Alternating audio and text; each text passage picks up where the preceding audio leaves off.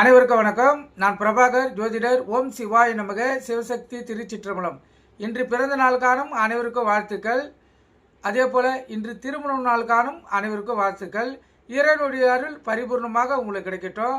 உங்களுடைய மனம் எதை என்னை ஆசைப்படுகிறதோ அந்த ஆசை நிறைவேறட்டும் என்று எம்பெருமான் சிவபெருமானிடம் அடியன் வேண்டிக் கொள்கிறேன்.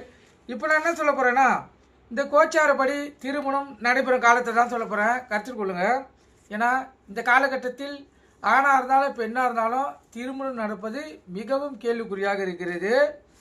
அதனால் அந்தந்த காலகட்டத்தில் வரக்குள்ள வாய்ப்பை பயன்படுத்திக்கணும்.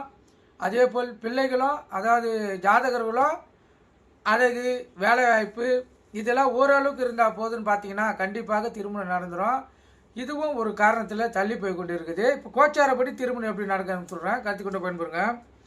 கோச்சாரப்படி கோச்சார குரு ஜாதகத்துக்கு சந்திரனுக்கு 2, 5, 7, 9, 11 வரும்போது திருமணம் நடக்கும். அதே போல் 6, 8, 12 வரும்போதும் திருமணம் நடக்காது. கருத்தில் கொள்ளுங்கள்.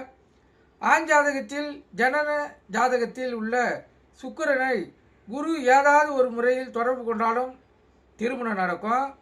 பெண் ஜாதகத்தில் ஜனன ஜாதகத்தில் உள்ள செவ்வாயை கோச்சார சுக்கிரன் ஏதாவது ஒரு முறையில் தொடர்பு கொண்டாலும் திருமணம் நடக்கும்.